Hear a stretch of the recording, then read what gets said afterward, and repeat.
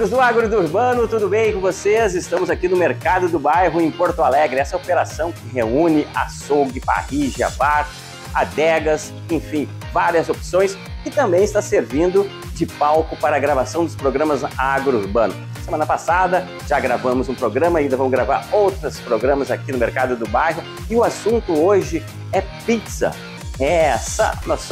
O Brasil é o segundo país que mais consome pizza. Mas uma pizza, a importância de uma pizza, o sabor de uma pizza está na sua massa, nos seus ingredientes? E da onde que vem esses ingredientes, né? Qual a importância de escolher os ingredientes que vão fazer essa pizza? Nós vamos falar com um campeão brasileiro de pizza. Vamos descobrir todos esses segredos e vamos apresentar para vocês como você preparar aquela pizza. Um assunto de hoje também é azeite. Vamos conversar com um especialista de azeites extra virgem, que vai ser um dos jurados da CNA, num concurso da CNA, que vai escolher o melhor azeite artesanal brasileiro. Tá bom? Tá recheado de informações, de atrações. Fica aí, o Agro Urbano já está no ar.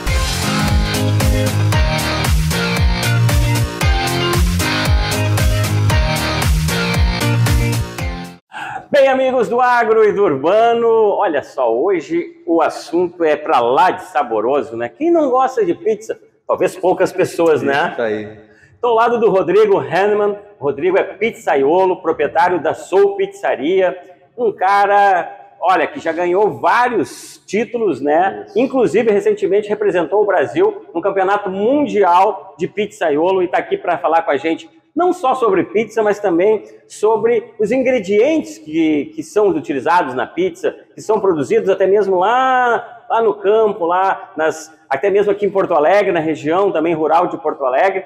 Mas eu quero começar essa conversa, Rodrigo, falando um pouco sobre a tua história, né? Como é que foi essa tua entrada na questão da gastronomia? Qual é a tua formação? Fala um pouco sobre essa tua história. A minha formação, eu sou formado pela Unicinos em gastronomia. Gastronomia? E há 15 anos, empresa de evento. Certo. E a pandemia fez mais, né, como muita gente, se reinventar. Muita gente. Então, eu fiz o curso da Escola Italiana de Pizzaiolo. Mas ainda só como um hobby. Como hobby. Entendi. E quando entrou a pandemia, de um dia para o outro, sem trabalho, sem chão, sem o que fazer, e o amor pela cozinha, né, a Soul Pizza conseguiu uma nova trajetória na nossa vida, no nosso caminho, buscando sempre a qualidade, a excelência.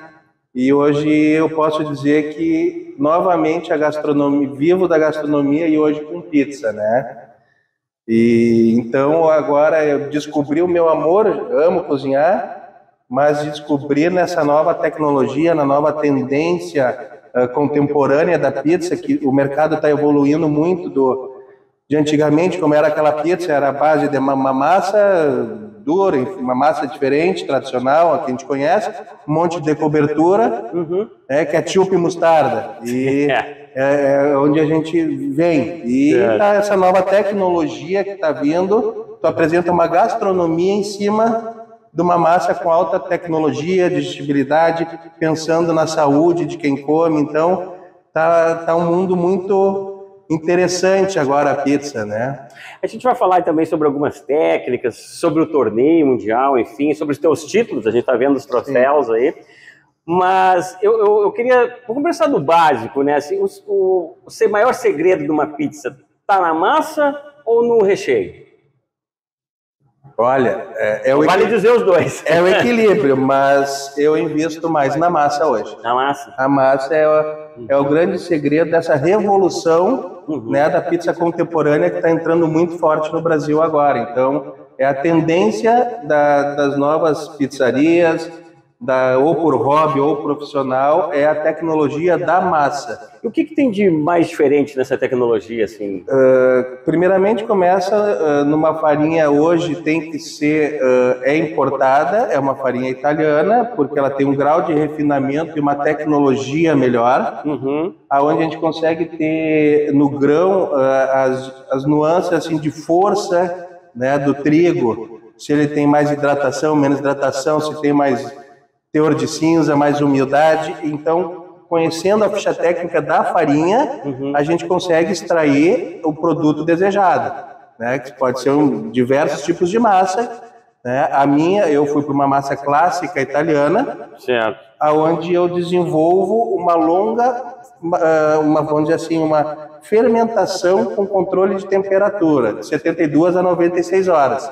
De fermentação? De fermentação. Que daí acontece o quê? Antigamente, comia uma pizza, ficava estufado, porque ia muito fermento, a massa era feita no dia. Então, esse estufamento hoje não acontece mais. Porque... Interessante isso. Tem um outro aspecto, assim, você disse na qualidade, na questão da massa italiana. A gente acompanhou recentemente aí uma nova, vamos dizer, uma safra mais volumosa do trigo aqui no Rio Grande do Sul, até mesmo quem trabalha no segmento, no setor, falou da qualidade desse trigo, né? Não é um trigo antigamente usado só para ração, é um trigo, agora um trigo que poderia ser utilizado. Você acha que ainda talvez seja possível a gente conseguir chegar a esse patamar? Tá chegando. Aquela história, farinha é tudo do mesmo saco, já não existe mais. Justamente porque agora também as empresas aqui no Brasil estão vendo essa mudança, então já estão desenvolvendo o grão voltado para panificação, voltado para pastel, voltado para pizza de longa fermentação. Então, as empresas brasileiras estão começando a transformar também em subprodutos a farinha. Então, a gente está chegando numa tecnologia, os moinhos estão investindo para o nosso trigo também ser tão bom, igual ou melhor que a gente recebe de fora hoje, né? Não, perfeito.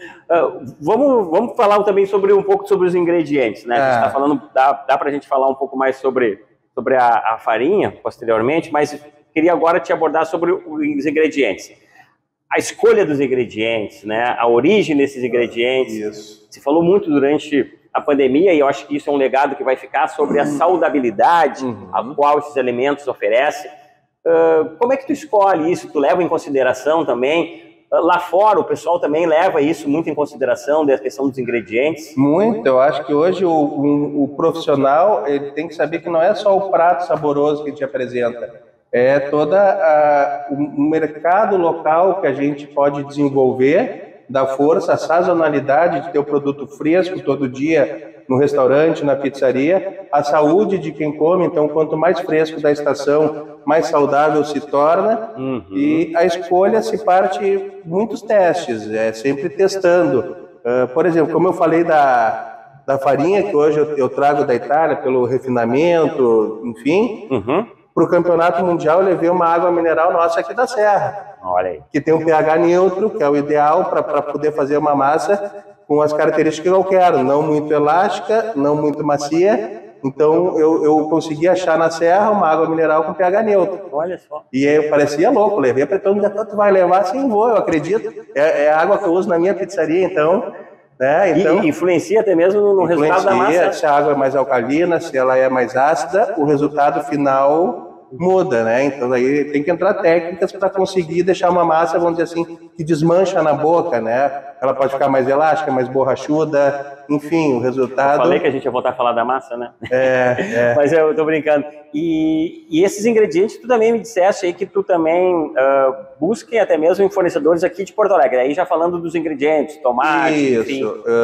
Como a Soul Pizza, ela é na zona sul de Porto Alegre, em Ipanema, nós temos uma região ainda com muitas fazendas, com plantações, nosso pêssego, né? Então nós temos uma produção local bem grande. O nosso tomate e o nosso manjericão são exemplos de produtores que eu fui lá, trabalhei com eles, e eles vendem para Soul Pizza hoje. Então fica 3, 4 quilômetros da pizzaria o produto, sempre fresco, limpo, com menos agrotóxico. Então a gente tem que desenvolver esse mercado para dar força para o pequeno produtor, para o pequeno restaurante, e a saudade para o comensal, né? Então essa eu acho que é... Acho que as pessoas também estão muito preocupadas em saber a origem, né, do que elas estão comendo, né? Então, você chegar num ambiente e saber de onde é que veio aquela farinha, os ingredientes que estão naquela pizza, eu imagino que para o consumidor ele também sai bem satisfeito também, né? Sim, com certeza. O resultado, quanto mais frescor, né? Quanto menos eu desenlatar, abrir uma lata e mais eu processar um alimento natural é muito mais qualidade e saúde, né? Rodrigo, tu trouxe algumas coisas para a gente fazer alguma demonstração. Sim. Vamos fazer o seguinte, vamos passar ali para frente. Eu quero que você fale um pouquinho também das premiações e tal. E aí, antes de a gente começar esse segundo momento, a gente vai falar um pouquinho sobre as tuas premiações, Felipe. Vamos fazer o seguinte, antes de a gente passar para esse próximo momento, vamos falar um pouquinho sobre essas premiações. Eu tenho aqui que você tem uma relação, primeiro lugar na Recopa Gaúcha em 2023, campeão da etapa Brasil Mundial de Pizza Clássica em 2022, sexto lugar no Campeonato Nacional de Pizzaiolo em 2023. Tem mais coisa aí? Esqueci de algum tipo? Ainda não, mas essa é a trajetória. Para 2 anos e meio de pizzaria... 2 anos e meio na profissão, você já tem todos esses títulos. Isso aí, E esses aqui que estão aqui na frente, o que é que são esses aqui? Então, isso aqui foi a história começou o ano passado, na Copa RS. Eu quis conhecer esse mundo dos super pizzaiolos, né, eu assim, pequenininho, recém-chegando. Então, eu quis conhecer, fui participar da Copa RS e fiquei em penúltimo lugar. Na primeira vez? Na primeira vez. E aí, eu sou uma pessoa que procuro sempre estudar, aprender, entender, e fui atrás do que era realmente um campeonato, o que se julgava, como é que era visto, e procurei, assim, trilhar por 3 meses, aprender bastante. E teve descobri que tinha a seletiva em São Paulo, que é o campeonato nacional, que dá vaga para o Mundial em Parma. Eu disse, vamos aprender um pouquinho mais lá. Isso em 2022. Em 2022, em julho. A primeira vez. Isso. Já tinha a Soul Pizza, já estava no mercado, tinha feito o curso, aí resolveu participar em 2022 desse primeiro. Desse primeiro, e eu fui com uma gana de conhecer, de aprender, de estar assim no meio desses grandes mestres que estão trazendo essa nova tendência no mundo da pizza. E eu fui assim... dei minha alma lá, eu chegava antes da faxineira lá do concurso e saía pelo último. Eu via o que todos os candidatos faziam, como faziam, e tentar conhecer. O universo me botou pessoas, eu estava em São Paulo, nunca tinha saído para fora e não sabia onde comprar um queijo, nada assim do que eu queria. E o universo foram me botando pessoas que só agregaram, foi uma... Consegui fazer a minha apresentação, baixou um momento de tensão, peguei o telefone, fui para a rua, falei para o Moura, passou, aprendemos, tenho certeza que dentre os 50, ali uns 20, 25, a gente pode ser que consiga ficar, não esperava, e quando veio a premiação foi assim, demorei uns 5 segundos para entender realmente quando chamaram meu nome, né? E ali tudo começou a mudar. E daí, no caso, na segunda vez que tu participou, em 2023, tu ficou com um título, daí no caso, foi em primeiro lugar. Fiquei em primeiro lugar, que deu vaga para o Mundial esse ano em Parma, que foram mais de 800... Dado esse ano em Parma, desculpa. Em abril. Em abril desse ano. Isso, com mais de 850 competidores, 62 países. Olha quanta gente, hein? Então, assim... Novamente, eu rumei para lá, nunca tinha saído das nossas terras aqui, né? Mais uma vez, sugar conhecimento. Sugar conhecimento. Antes dessa ida para lá, teve a Copa Brasileira, a segunda Copa Brasileira, que são as 2 linhas de campeonato que tem, a Seletiva Brasil e a Copa Brasileira, são os 2 títulos nacionais. Entendi. E participei, ficamos em 6º lugar, e considero também maravilhoso, assim, dentro desse mundo de pizzaiolos, a 1.2 do segundo colocado. Então, assim, foi uma excelente recompensa. E aí veio o Mundial, muito aprendizado, No Mundial lá, você também foi definido por categorias de pizza? Porque eu imagino que nesses concursos tem categorias também. Sim, são diversas categorias. Acrobática, pizza clássica, que eu participo, pizza em telha, pizza romana, a napolitana verati. Então, eu participei da pizza clássica, né? Agora, foi a primeira vez que nós conseguimos unir os brasileiros que foram competir nessas diversas categorias. E o mais legal de tudo é que está formando assim, uma união para fazer o time brasileiro. Entendi. Então, agora, em 2024, nós vamos competir também como equipe. Ah, muito bem, tipo uma seleção brasileira de pizzaiolo. Isso. Então, o resultado desse ano lá no Mundial, como é que foi para você? Olha, só de ter ido já foi maravilhoso. Eu, por pontuação, eu fiquei em 117. 331 em colocação, de 850. Eu me cobro muito, eu não gostei. Mas, assim, foi... Mas também foi uma primeira experiência. Foi uma primeira experiência. Exemplo do que... E, assim, foi, que eu digo, tudo é aprendizado. A minha sogra, ela joga tênis, ela é da equipe brasileira de veteranos, representa o Brasil também. E ela me disse uma coisa quando eu estava lá que me marcou muito. Campeonato, ou você ganha, ou você aprende. Então a gente está aqui sempre para aprender e procurar trazer o melhor numa próxima oportunidade, né? Ah, sem dúvida alguma. E a curiosidade, eu acho que de repente quem está nos acompanhando também imagina, putz, eu queria ser um juiz de pizza, né? Desse concurso, né? Para quem adora pizza. Quanto tempo tu tem para fazer essa pizza e quais seriam os critérios aí, principais critérios avaliados por esses juízes, no caso? São 12 minutos. Tem 12 minutos para fazer a pizza. 12 minutos para abrir a massa, para botar a cobertura, assar, finalizar, apresentar para o jurado e deixar toda a bancada limpa para o próximo competidor. E deixar limpa a bancada? Tem. Senão quanto tempo passando a pizza? Depende do forno, mas em média 2 minutos e 30, né? 400 graus, 390, 2 minutos e 30, 2 minutos e 20. Então é um tempo bem, não pode ter erro. A massa tu já leva ela pronta. No caso, tu abre ela a hora que dispara o cronômetro. E aí tem 12 minutos. E a parte do princípio da imparcialidade do jurado, porque são 5 pessoas comendo. Então, tu tem que agradar o sabor dos 5, mas vem primeiramente a técnica que tu fez a massa, o que tu utilizou para fazer a massa, o quanto o pizzaiolo se sente confortável né, fazendo aquilo para jurados, porque é uma coisa que a gente faz todo dia na nossa pizzaria. Então, às vezes, tu fica um pouco nervoso, tá te apresentando. Então, isso tudo é avaliado, a tua postura é avaliada, a cocção da massa é avaliada, a cobertura que tu trouxe, a combinação que tu trouxe, a quantidade de recheio, de cobertura, tudo isso influencia nas notas, né? Pois, são vários aspectos. São vários aspectos. Técnicos, a tua organização. Isso aí, agradar o jurado também, porque se eu botar um camarão e tu não gosta, tu não vai me desclassificar, mas tu já não vai ter aquela mesma nota que tu daria se eu botar o filé mignon que tu gosta. Entendi. Então tu tem que tentar achar também a pizza para agradar os jurados. Eu já rompo um pouco. Eu tento sempre, o que me diverte é botar a minha assinatura de cozinheiro em cima da pizza. Eu não vou fazendo pizza pro jurado, eu vou querendo mostrar o meu trabalho para eles. Se agradar o jurado. Se agradar, melhor, né? Os nossos jurados aqui do Agro Urbano, Rodrigo, eles são um pouquinho mais criteriosos. Entendeu? É o seguinte, eu vou te propor um desafio aqui. A gente não vai te dar 12 minutos. A gente vai dar 6 minutos aqui pra gente abrir uma pizza aqui e rechear ela e botar no forno. Topa? Vambora? Vambora? Vambora. Vamos lá.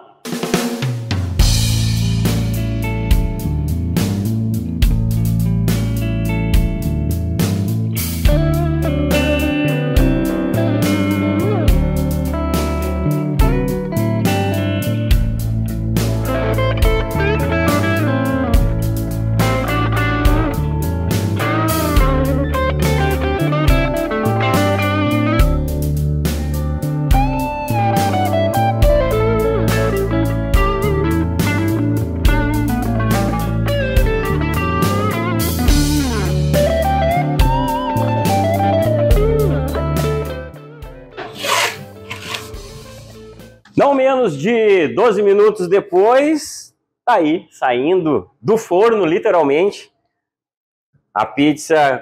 Como é que a gente deu o nome dessa pizza aí? Nós vamos dar o nome dessa pizza aí, Rodrigo? Tomate do produtor local. Tomate do produtor local, com rúculas. Com rúculas. E tomate seco. e tomate seco. Isso aí. Muito bem, muito bem. Tu me dizia também que essa finalização assim com a rúcula é sempre bom botar depois que tu tira do forno. Depois que senão ela vai murchar, ela vai pretear, né?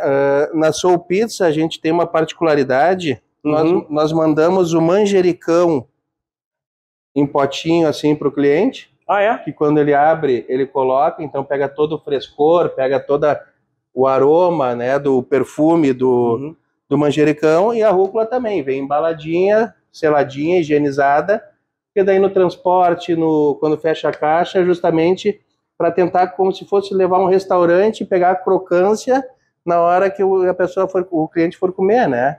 Você me disse que esse tomate aí também tem uma história, quem é que fornece para vocês esses... Esse tomate é um produtor da Vila Nova, que nós desenvolvemos, ele produz para nossas bascas. Vila Nova é aqui em Porto Alegre, tá? É um bairro aqui de Porto Alegre, da Zona Sul. Então, o nosso tomate seco, nós fazemos ele com sal marinho, açúcar demerara. Ele vai por 7, 8 horas desidratando em forno e caramelizando. E justamente a gente consegue dar nele um sabor característico da nossa pizzaria, né? A pessoa conhecer o sabor, aquele tomate seco eu como lá na Soul Pizza. Tentar ter uma assinatura. Uma assinatura, né? Mesmo em ingredientes simples, mas tu conseguir transformar em sabores que as pessoas se lembrem, né? Muito legal. E também o outro aspecto, assim, na hora que ela vai pro forno, a massa, você já vai com queijo para ela dar um colorido, a questão da aparência também, isso influencia? Aí depende da pizza. A gente faz a pizza bianca também, que ela vai sem molho. Então, quando eu quero alguns sabores mais delicados, ressaltar o sabor da massa e da cobertura, então eu faço uma pizza bianca, mas nas tradicionais ela vai com molho de tomate, enfim, molho vermelho, a mussarela. 90% das pizzas já vão com quase todas as coberturas antes de assar. Algumas coisas mais delicadas, o tomate seco, a cebola caramelizada, a azeitona na portuguesa, algumas coisas nós finalizamos quando sai do forno a pizza. Um outro aspecto também, Rodrigo, que eu acho que é interessante, cada região tem um estilo de fazer a pizza. Isso. Ou tem uma pizza característica, né? O italiano com a mais tradicional, né? O tomate, né? A mussarela, né? Isso. Mas aqui no Rio Grande do Sul a gente também tem outras peculiaridades, né? Tem. Como é que tu vê isso, assim, na questão do preparo da pizza? Tu que é um cara que já participou de tantas competições. O nosso grande desafio é inserir no Rio Grande do Sul a cultura, essa nova tecnologia da massa, enfim, das opções de massa na pizza. Massa fina, massa grossa. Massa fina, massa grossa, mas mantendo também um pouco da memória afetiva. Né? Por exemplo, na Itália, eles encaram a pizza como um prato individual, como refeição. É uma pizza por pessoa, desse tamanho. Aqui nós temos o costume de fatiar. É mais queijo, nós utilizamos mais carne. Já em São Paulo, utiliza-se pouca carne, menos queijo. Então a gente tem que adaptar essa nova tendência na cultura que está comendo. Entendi. Para poder difundir e se tornar, vamos dizer assim, a nova geração da pizza, né? Que é a massa extremamente leve. Por exemplo, não usamos na nossa pizzaria, claro, a gente respeita todos os gostos, mas nós não utilizamos ketchup e mostarda, maionese. Nós finalizamos com um bom extra virgem. Então, assim, um azeite extra virgem. Um azeite extra virgem, para a pessoa sentir justamente a combinação das coberturas. Né? É como se fosse num restaurante e pedisse um prato. O que vai em cima hoje numa pizza é o prato que tu está comendo. Pode ser carne de panela, pode ser filé aos três queijos, enfim. Né?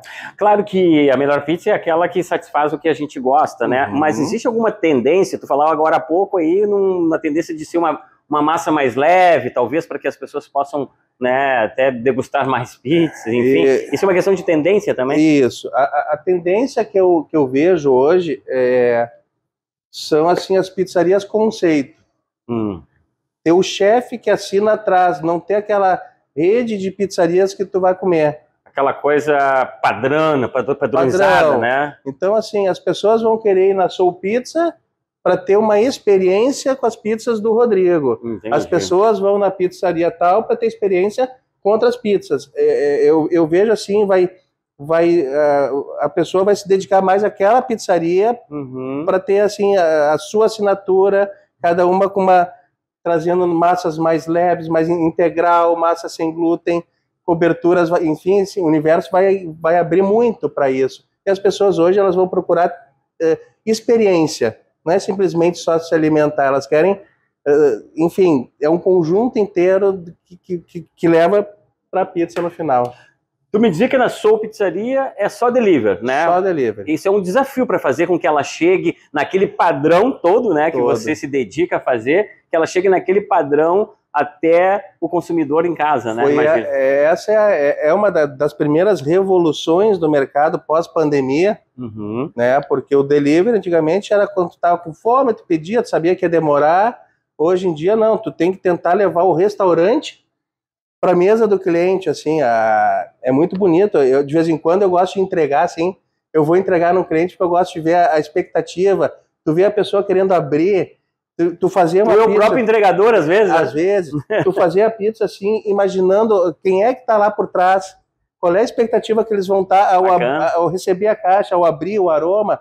Então, assim, é isso que a gente tem que procurar, tentar levar o restaurante para dentro de casa. Claro que a gente sabe que uma embalagem, às vezes, tem o ar ali, a umidade, já muda um pouco o produto. É um desafio, então, né? A gente vai desenvolvendo, nós vamos desenvolvendo, procurando desenvolver novas alternativas. Por exemplo, a caixa, a gente fez com um micro respirador, que sai o vapor, mantém ela quente, mas deixa ela mais tempo na característica de como saiu do forno, né? A gente trabalha com um micro ondulado. Esse é um grande desafio. Acho que quem já não pediu pizza em casa, ou ela chega fria ou amassada, né? Esse é um grande desafio. Então nós temos esse micro ondulado que parece nada, esses veinhos, mas isso aqui faz que o ar debaixo da pizza saia e ela não fique úmida, que muitas vezes vai pegar uma pizza ela já está toda úmida. Então assim, a gente tem que procurar tecnologia também para levar o melhor produto para o cliente, né? Diz uma coisa, qual é o próximo desafio aí do Rodrigo nesse mundo de competições, de pizzaiolos? Quais são os teus projetos para frente? O próximo desafio, a ideia, eu vou fazer agora em setembro uma especialização em Padova. Opa! Né, da Escola Italiana de Pizzaioli, para poder, além de aprender muito, continuar aprendendo, que eu acho que é muito importante. Evoluindo, poder, daqui a pouco, ser instrutor da escola italiana, que é o meu objetivo. Provavelmente saia mais uma unidade da Soul Pizza, mais para uma região mais central, aqui em Porto Alegre. Perfeito. E, principalmente, ano que vem, tentar evoluir no Mundial em Parma novamente, né? Com certeza, com certeza. Você atende só o Porto Alegre, né? Obviamente. Porto Alegre, Zona Sul. Porto Alegre, na Zona Sul, né? Isso. Então vamos fazer o seguinte, se você por acaso é de Porto Alegre, por acaso estaria na região de Zona Sul, ó, tá aqui, ó, Soul Pizza, tá? Aqui tem o número e também nas redes sociais, como é que se encontra lá vocês lá? Soul Pizza Poa. Soul Pizza Poa, tem todos os contatos. Tem todos os contatos, nossa história, trajetória, todo carinho que a gente e amor que a gente bota em forma de pizza aí. Olha só, então eu vou representar aqui o nosso júri do Agro Urbano a experimentar essa pizza, daí depois eu conto para vocês. E é claro, a gente vai pegar Olivas do Sul aqui, um extra virgem, primeiro azeite extra virgem do Brasil, Olivas do Sul, e a gente vai finalizar com esse azeite, porque também o nosso papo continua depois, a gente vai falar sobre azeite extra virgem, né? Vamos saber sobre um concurso nacional aí para identificar o melhor azeite extra virgem brasileiro e algumas peculiaridades, curiosidades sobre esse tema. Vou fazer o seguinte, eu vou deixar aqui o Rodrigo finalizar para a gente e a gente vai saborear e daqui a pouco volta aí falando de azeite extra virgem, tá bom?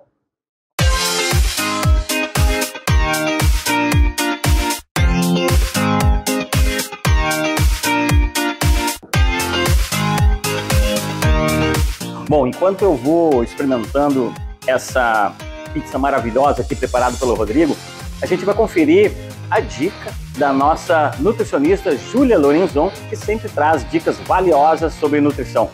Confere aí. Júlia, tudo bem? Olá, Emerson. Olá, espectadores do Agro Urbano. Eu sou a Júlia Lorenzon, sou nutricionista e hoje eu vim aqui para dar algumas dicas sobre sanduíches e tapiocas. Esses preparos são muito, assim, queridinhos, né? As pessoas que buscam ter uma alimentação saudável e prática recorrem muito a esses dois preparos, seja para um lanche, seja para um jantar. E não há problemas da gente consumir estes alimentos, desde que em quantidade adequada e também com um bom recheio. Então, eu quero dar aqui 3 opções de recheios para preparar um sanduíche ou uma tapioca realmente nutritiva. Então, a primeira opção são ovos mexidos. A segunda opção é um patê feito com creme de ricota light e atum. E a terceira opção é utilizar o lombo de porco assado fatiado fininho. Na composição desses recheios também, agora uma dica bônus, é muito importante que a gente adicione vegetais. Então, verduras e legumes, uma cenoura ralada, um tomate fatiado, isso também é bem importante para fazer o intestino funcionar adequadamente, para fazer uma melhor regulação da elevação do açúcar no sangue no momento que a gente consome esses alimentos e para dar mais saciedade. Tá? Então, cuidem para que esse recheio tenha um bom valor proteico, então com essas 3 opções que eu disse aqui, e também incluindo vegetais. E aí, gostou dessa dica? Bom, pessoal, já estamos de volta e agora também na companhia do Juliano Garavalha. Treinei um monte para acertar o nome desse homem. Bom, o Juliano, ele é professor na Universidade Federal de Ciências da Saúde aqui de Porto Alegre. É um cara que tem formação em enologia, mas é um grande conhecedor também do azeite de oliva extra virgem. Inclusive é um jurado, vai ser um dos jurados do prêmio da CNA, que vai eleger o melhor azeite extra virgem do Brasil. E está aqui para a gente falar um pouco sobre o azeite, aproveitar que a pizza ainda está aqui, a gente está na companhia ainda do Rodrigo. E a gente vai falar um pouco, como eu disse, sobre o azeite extra virgem. Vamos começar pelo básico, Juliano. Vamos primeiramente, obrigado pela presença, né? E o que é um azeite extra virgem, de um modo geral? Bom, pessoal, obrigado pelo convite. É um prazer estar aqui falando com vocês, né? Degustando essa pizza maravilhosa. Rodrigo, parabéns. Quando a gente fala em azeite de oliva, vem um monte de dúvidas, né? A gente estava mesmo comentando aqui, a minha história com azeite de oliva é mais recente. Eu comecei a trabalhar com azeite de oliva em 2014, 2015, mais ou menos, que a gente começou a se especializar e viu como inserir o azeite de oliva na gastronomia. Né? Eu trabalho no curso de gastronomia da Universidade Federal de Ciências da Saúde de Porto Alegre, o nome é comprido mesmo, né? Atualmente coordeno o curso e trabalho com a temática de bebidas e análise sensorial. E a gente começava a trabalhar muito com azeite de oliva, nos preparos, e a gente começou a se deparar com uma questão que acredito que muitos tenham já passado por isso, é a qualidade dos azeites que a gente encontra no mercado. A gente começou a entender, não, a gente tem muitos azeites perto da gente, né, e a gente acaba utilizando sempre alguns azeites que não tem, às vezes, uma qualidade tão boa, tem algum defeito, e a gente começou a se especializar na questão sensorial dos azeites, né, visto que a questão química já estava bastante, né, tinha bastante grupos já trabalhando. Questão sensorial, se as pessoas entenderem, seria para a forma de tu identificar as características do azeite. Isso aí. E aí a gente começou a estudar, né? E aí a gente chegou, conhecemos a cadeia, na verdade, né? Que a gente não tinha contato com a cadeia, e fomos aprendendo para que desmistificar um pouco o que é um azeite de qualidade e o que é o tão falado azeite de oliva extra virgem, né? O azeite de oliva extra virgem, independente das características sensoriais e dos parâmetros químicos, é o azeite que vem direto lá da azeitona. Tá? Então eu peguei a azeitona. O suco da azeitona. É o suco da azeitona. Né? Perfeito. Então eu peguei aquela azeitona, esmaguei, extraí o azeite e isso virou o azeite de oliva. Então ele é um produto extremamente fresco. Ele tem que ser um produto fresco. Aí já estamos falando da primeira característica de um azeite extra virgem. Fresco, né? Esse fresco vai lembrar o quê? O frutado. Mas não é o frutado das diferentes frutas, é o frutado da azeitona, que é a fruta que deu origem, né? É da onde vem todas as características positivas do azeite.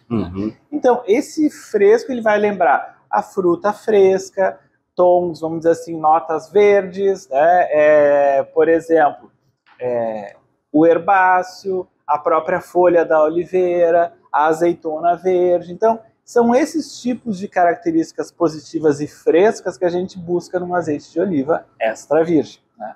O que acontece?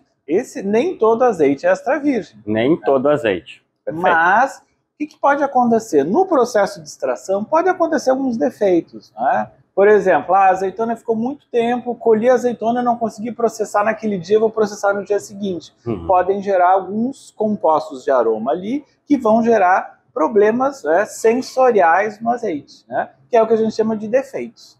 Esses defeitos, né, quando eles são em pequena quantidade, a gente tem um produto que se chama azeite de oliva virgem. Né? A gente usa, então, o painel sensorial... Estaria numa prateleira abaixo.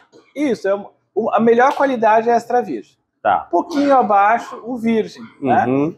Agora, se esse defeito aumenta muito, ou eu não tenho aquela lembrança da azeitona, o frutado da azeitona, eu chamo de azeite lampante, que é um azeite que não pode ser consumido. Ele tem que ser refinado, né? E daí consumido como óleo de oliva refinado, né? Que na nossa legislação que a gente chama de tipo único. Acredito que muito pouca gente tenha visto no mercado um azeite tipo único e muito menos um azeite de oliva virgem. Né? Os rótulos sempre colocam o quê? Extra virgem, porque é o azeite de melhor qualidade, tem todas as características positivas e eu tenho todos aqueles ganhos, vamos dizer assim, com o consumo, né? Pensando nas questões de saúde, né? Todos os compostos fenólicos, os tocoferóis que têm essa relação direta com a saúde, né? E com o bem-estar da população. Tu me falavas que está coordenando esses painéis sensoriais, né?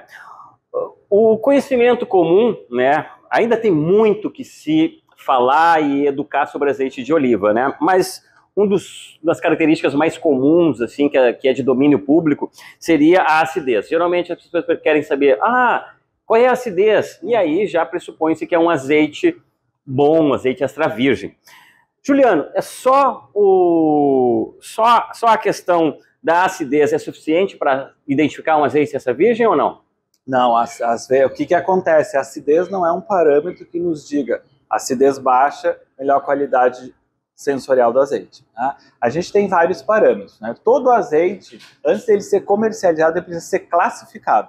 Bem. E aí vem todo o trabalho que o painel sensorial tem feito. Então, o nosso painel sensorial, que é uma parceria da Universidade Federal e do Ministério da Agricultura, aqui no Rio Grande do Sul, o Laboratório Federal de Defesa Agropecuária, o LFDA, que é onde está situado o painel hoje, o que a gente faz? A gente pega essas amostras de fiscalização que chegam para a gente não sabe qual é o produtor, a gente simplesmente chega, é feito um código específico quando entra essa amostra no laboratório, a gente não tem acesso aos rótulos, né, a identificação, e a gente trabalha de 8 a 12 pessoas, então são treinadas para perceber essas características sensoriais, e a gente vê se tem defeitos ou se não tem defeitos. E até adulterações também, né? Adulterações, isso que a gente vê, porque o que acontece?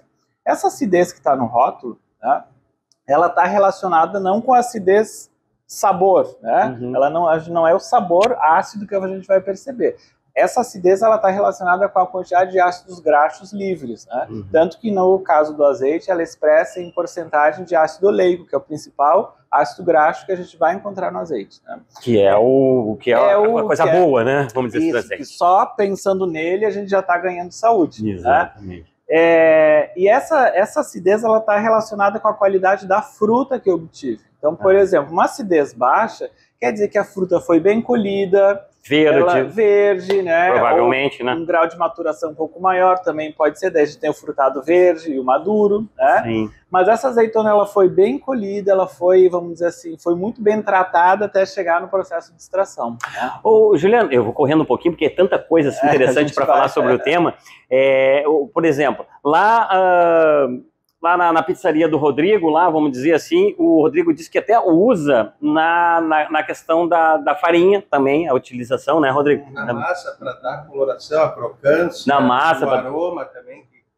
Perfeito. O próprio sabor, né, o sabor do azeite é algo que nos ressalta, né, sensorialmente falando. Isso, então assim, o consumidor está se perguntando assim, mas a gente vê uma reclamação, né, a gente, como já há bastante tempo a gente trabalha com essa questão do azeite, que é a questão do preço.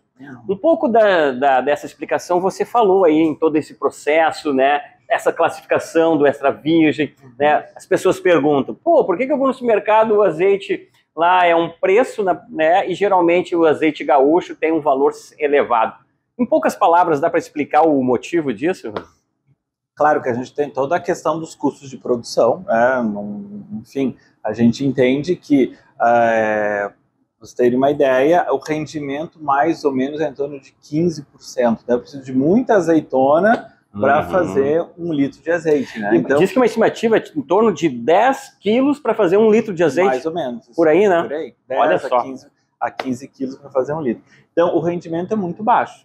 Né? Então, além de tudo, o azeite é um produto bastante perecível. Né? Então, eu extrair o azeite, eu já tenho que consumir o mais rápido possível, porque ele vai se deteriorando ao longo do tempo. Diferente do vinho. Diferente do vinho. Então, eu preciso manter esse azeite em condições longe de temperaturas mais baixas, longe de luz, né? E longe de oxigênio. São os inimigos, né? São os inimigos do azeite, né? Aquela coisa a gente comprar e deixar do lado do fogão também não é legal, né? Porque daí eu vou estar cozinhando ali com o azeite ali do lado, vai aquecendo, né? Vai mudando a temperatura e isso faz com que o azeite vá se deteriorando. Então, todo o processo, desde a colheita até chegar no consumidor, é um processo bastante caro, né? E todo esse cuidado para manter o que? O azeite realmente extra virgem. Né? Existem outros parâmetros, né? Voltando a falar no extra virgem, porque não só a questão sensorial é importante, tem todos os parâmetros físico-químicos, né? A acidez, os peróxidos que medem daí a oxidação, né? Os ácidos graxos, cada ácido graxo que a gente tem no azeite, ele dá um perfil e a gente consegue identificar se é oliva ou se está misturado com outro óleo, né? Então, são vários parâmetros que a gente soma tudo para dizer se é extra virgem, virgem ou lampante, que é aquele azeite que não pode ser consumido. Uma outra dúvida também, o pessoal diz assim, pô, dá para cozinhar com azeite de oliva? Né? As pessoas têm medo daqui a pouco, como o Rodrigo bota na pizza, isso afeta a qualidade do azeite ou não? Olha, na minha casa, eu cozinho, faço qualquer coisa, é azeite de oliva. Né? Eu não tenho restrição nenhuma, né? A única questão, lógico, né, é que o azeite, quando aquecido, eu vou perder as características sensoriais. Aquele aroma da azeitona, aquele frutado da azeitona, muitas vezes se perde, porque realmente pelo aquecimento. Mas eu não tenho nenhum tipo de alteração do ponto de vista químico que vá fazer algum tipo de dano para a nossa saúde. Bem pelo contrário, é uma gordura extremamente estável. Né? Fala, Rodrigo. Assim, o velho mundo tem muito mais experiência. Dieta mediterrânea, né? Dieta mediterrânea, porque a fritura de imersão é castra virgem, com azeite colhido. Eles não conheciam óleos de outras sementes. Então não existia. Então a cultura mediterrânea é com castra virgem. Na dieta mediterrânea realmente a mudança de produtores. Então assim, a questão da agora entrando um pouco e o processo é um processo mais moderno, né? Década de 50, 60, que se automatizou. O Rio Grande do Sul está vendo muito forte. Conseguindo o quê? Mais azeites que conseguissem esse padrão de qualidade. Vocês entenderem, o Brasil é uma cultura nova, né? Ele já absorve essa tecnologia que eu não faço mais a prensagem, que eu não mais aqueço, na Itália, coisa que eu tinha Portugal. A prensagem direta, de qualidade. Prensada, e é isso que a gente está vendo aqui mais esse processo. É mais moderno. É a questão da qualidade dos produtos. A maioria dos produtores, muito difícil encontrar azeite sem defeito. Então não existe lá as azeitonas estão, as oliveiras estão velhas, aqui novas, não é. Existem algumas mudanças. Vai ter que fazer a pergunta de novo. Vamos lá. A oliveira tem uma fase de produção, vamos dizer assim. Ela começa em torno de ela entra numa fase de 3 a 5 anos comercial. Ela começa com 3 anos a 5 anos. Ela chega naquele ápice, né? Isso. Daí lá, quando ela chega num certo momento, ela também vai diminuindo essa produção, né? Mas o que acontece? Ela pode concentrar melhor os sabores, muda um pouco a questão da azeitona. Né? Desculpa te interromper, eu imagino também que essa pergunta do Rodrigo vem em cima já de todos esses resultados de premiações, os azeites, sobretudo gaúchos, mas também feitos em outras regiões, tipo Serra da Mantiqueira, né, que também tem em Minas Gerais mesmo, ali na região da divisa de São Paulo com Minas, a Serra da Mantiqueira, mas em Minas também, até mesmo em Santa Catarina e outras regiões que conseguiram chegar a esse azeite de qualidade e vem chamando a atenção, muito também porque os produtores aprenderam a processar essa fruta, importaram máquinas, né, da Itália também, que conseguem extrair sem ter defeitos, né, nesse azeite. Manter as características da azeitona, né? Falando, por exemplo, a Olivas do Sul, que foi um dos precursores, né, um dos produtores aí que começou até a vender mudas, né? O pessoal lá, quando importou uma máquina italiana para fazer essa extração da azeitona ainda de forma rápida, né? Então eles conseguiram chegar a esse ponto de premiações. Inclusive a CNA, que são tantas premiações, né? As pessoas, cada dia tu vê o melhor azeite do mundo, o melhor azeite do hemisfério sul, o melhor azeite, são tantas premiações. A CNA também vai ter o concurso deles nacional para eleger o melhor azeite extra virgem do Brasil, e o Juliano é um dos jurados aí que vai participar dessa escolha. Conta para nós como que vai ser essa competição, ainda é possível se inscrever? Então, a gente está lá no site da CNA, tem todas as informações, as datas, os documentos necessários, o pessoal pode acessar lá depois, né? Tá. Mas a ideia dessa premiação realmente valorizar o produto nacional. Né? Então, tanto que só são inscritos azeites brasileiros, né? Produzidos, né, no território nacional. Né? Perfeito. Então, esses azeites eles vão ser avaliados do ponto de vista sensorial, basicamente, né, para ver principalmente complexidade, características sensoriais que são agradáveis ao consumidor. Né? Então, pensando realmente num azeite de oliva realmente extra virgem. Né? Então, a gente vai buscar como júri técnico, que é a primeira etapa do prêmio, né?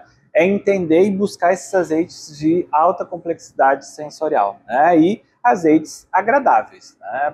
Não só pensando no júri técnico, mas também depois esses azeites eles vão para uma segunda etapa, que é com o júri popular, né? Para aproximar o consumidor realmente do produto que eles vão consumir. Né? Perfeito. Então esse concurso, prêmio da CNA, né, a gente vai ter avaliadores do Brasil todo, né, os principais, a gente vai ter alguns chefes de cozinha, pessoas que já trabalham com azeite, outros avaliadores que trabalham lá no painel sensorial também no Ministério. Então é um grupo bem heterogêneo, né, de pessoas que trabalham com azeite de oliva e que têm expertise para avaliar essas questões sensoriais. Né.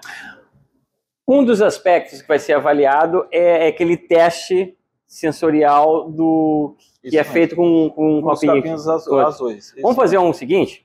Você vai demonstrar junto com o Rodrigo como que é feito esse teste, pode ser? Pode ser, podemos sim. Então tá, vamos pegar aqui um Olivas do Sul, um blend, e tem um Coronet aqui também. Qual que você acha melhor pra gente fazer? Vamos pegar o Coronet, que é mais intenso. O Coronet que é mais intenso, a gente consegue perceber melhor as características. E aí eu vou deixar você conduzir, dizer que aqui tá os copos. Esses são copinhos oficiais mesmo. Esses são copinhos oficiais, né? De como que é. Primeiro, né, a gente tem que entender que esse copinho azul, né, a gente usa esse copinho azul porque, no ponto de vista sensorial, a gente não avalia a cor. Tá? Então a cor não é uma característica que a gente vai avaliar do ponto de vista painel sensorial. Claro, tem diferença? Tem. Né? A gente vai ver que tem azeites mais novos, mais frescos, a tendência deles é ser mais esverdeado. Né? E azeites mais antigos, né? Por exemplo, de uma safra para outra, a tendência deles sempre é ser mais amarelados. Né? Então, para a gente não ficar com essa expectativa de eu recebo um azeite mais dourado, um azeite mais esverdeado, um é novo, outro é, né? Então a gente acaba usando sempre o copinho, né? Deixa eu só botar aqui o microfone aqui. Então assim, esses copinhos, pessoal, é normatizado, né? Então as dimensões do copinho, ele tem esse formato menor aqui na ponta para realmente reter os aromas, né? Então ele vai se desprender do volume, é padronizado a quantidade de azeite. Aqui a gente não fez, né? Mas numa sessão sensorial oficial é padronizada a quantidade. E ele vem com uma tampinha, né? Uma tampinha de vidro, a gente chama um vidro de relógio realmente que a gente coloca aqui, né? E esses azeites eles têm que ser consumidos a uma temperatura de 28 graus. Né? Então existe um equipamento que aquece e mantém a temperatura da amostra. Como não tem, a gente vai fechar, né, Rodrigo? Vamos tampar com a mão e vamos fazer, né? Vamos aquecer ele um pouquinho com a mão, né? A técnica realmente é essa, fazer esse atrito, né, para aquecer, mas também é a gente fazer com que o azeite, ó, ele vá pelas paredes do vidro para facilitar, também, claro, para facilitar a questão sensorial, né? Daí eu consigo perceber mais facilmente os aromas que eu vou encontrar aqui. Tá? Então, a primeira etapa, a gente fazer vamos dizer, essa ambientação do copinho, né? Do nosso copinho. Né? Quem não tem, em caso, pode fazer um copinho normal e dá para fazer também, né? E a questão, pessoal, é o seguinte: em casa, a gente não vai beber azeite, né? A gente vai comer azeite. Então, a gente sempre vai comer com uma pizza, uma carne, com uma comida que a gente tenha. Aí vem a questão das harmonizações com os diferentes azeites, né? Que é um pouco do que os sommeliers fazem, tanto com o vinho, mas também se faz com o azeite, né? Só que a diferença é que no azeite a gente come ao mesmo tempo, né? O vinho a gente come antes e bebe depois. Bom, e qual seria a próxima etapa agora? A próxima etapa é os aromas, né? Então a gente vai fazer o seguinte: a gente já aqueceu a nossa amostra aqui, a gente vai levar diretamente o copinho para o nariz e né, vamos fazer a abertura, vamos dizer assim, eu estaria lá no laboratório, eu vou abrir o copinho e vamos perceber aqueles primeiros aromas que aparecem, né? Então vamos fazer lá, Rodrigo, para ver o que a gente vai encontrar. Vamos deixar o Rodrigo abrir e aí tu diz para nós o que tu tá percebendo. O que tu percebe daí. Pode fazer umas, né? Mas inspira bastante, assim, com força para poder perceber os aromas. Né? O que tu tá percebendo, Rodrigo?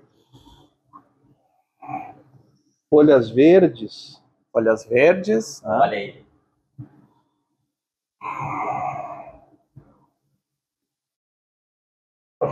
Só lembrando, esse é o Coroneik da Olivas do Sul. A gente está fazendo uma espécie de uma degustação aqui, analisando sensorialmente. Ali, ó, como eles vai na linha do herbáceo, dos folhas herbáceo verdes, né? Então, isso é mais ou menos o que os jurados avaliam que também. A gente vai avaliar. A gente avalia outros quesitos, tá? Intensidade, qualidade, persistência, complexidade desses aromas, quanto verde tem, quanto de fruta madura tem. Ele vem forte, depois continua e vai diminuindo lá atrás, né? Então, o que acontece? Azeites frescos, a tendência é isso mesmo, a gente encontrar essa questão do herbáceo. A rúcula é um descritor que a gente encontra muito no Coroneik, grama cortada, a própria folha da oliveira, alcachofra, né? Quando a gente está cozinhando a alcachofra, tem aquele aroma, né, da cocção da alcachofra, é muito comum da gente encontrar nesse tipo de azeite. E aquele passo seguinte, que é que a gente toma um pouquinho para sentir os sabores, né? Então é um gole generoso. É verdade. Eu estava aqui explicando para o Rodrigo, vou explicar para o pessoal de casa também. É um gole generoso, né? Então a gente vai colocar na boca, passa pela língua, passa pela bucha, né? Pela boca toda para sensibilizar bem as papilas gustativas, né? E engole. Né? Faz aquele exercício. E faz aquele exercício de puxar um pouco de ar pelas laterais da boca. Para quê? Para que o ar passe pelo azeite e depois leve os aromas, né? E consiga sensibilizar a nossa chamada via retronasal, né? Fazendo essa ligação entre o nariz, o que a gente percebe no nariz e o que a gente percebe na boca. O segredo para você que está em casa, pressione a língua no céu da boca e passa assim, ó. Isso. 2 vezes. Isso vai abrir aqui e você vai conseguir sentir melhor ainda esse paladar. Só tem que cuidar com a questão da persistência, né? Bebe um pouquinho. Isso. E faz esse exercício. Prensa a língua no céu da boca. E aí você vai começar a sentir uma picância. Às vezes até tosse. O que acontece?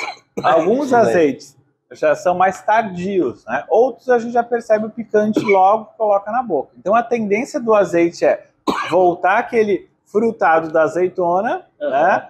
O sabor amargo, que é característico da própria azeitona, e a sensação do picante, que geralmente acontece onde? Quando a gente engole na garganta. Os azeites mais tardios, né? É nesse momento que a gente vai perceber. Diz que a picância estaria relacionada aos polifenóis, peróxidos. Quantidade de compostos fenólicos, né? O que acontece?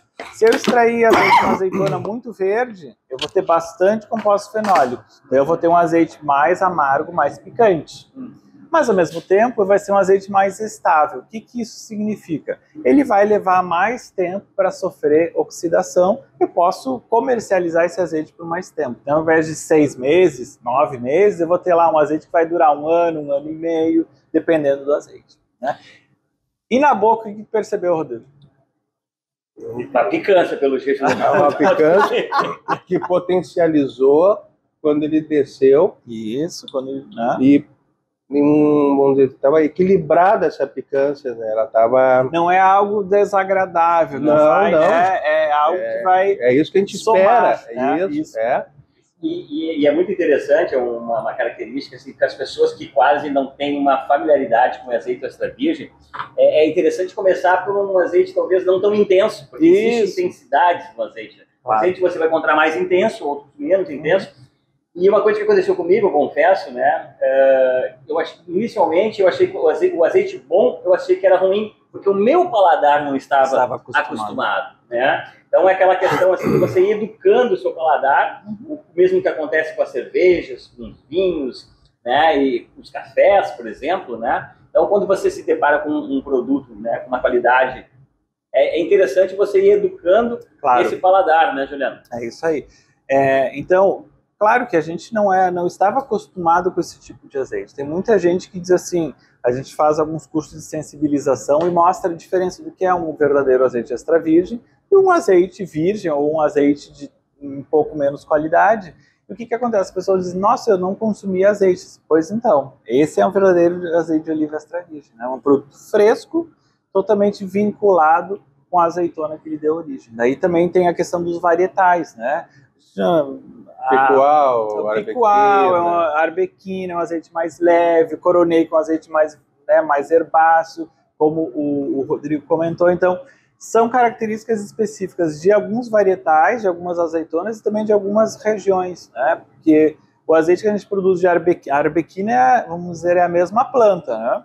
Aqui no Rio Grande do Sul e lá na Serra da Mantiqueira, dentro do mesmo país, tem diferenças sensoriais. Então imagine quando a gente compara isso com os azeites da Espanha, com o azeite da Itália, com o azeite de Portugal. Então essas diferenças também são visíveis, né, quando a gente pensa do ponto de vista sensorial. A gente falava aqui sobre as características do azeite, mas que dá para cozinhar com azeite. Cozinhem muito com azeite. O azeite também, acima de tudo, é um finalizador. Então, Rodrigo, chega aqui perto, Rodrigo aqui é o nosso cameraman, que, como diz um amigo meu, não precisa ser um fio de azeite, né? Tem que ser um rio de azeite.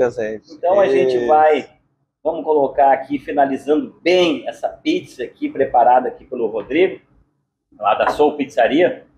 E a gente vai se despedindo do Agrurbano de hoje, para poder se deliciar aqui. Eu quero agradecer mais uma vez ao Juliano. Obrigado. E o Juliano, foi uma honra para nós ter aqui. Espero que possa vir outras vezes para a gente falar sobre azeite.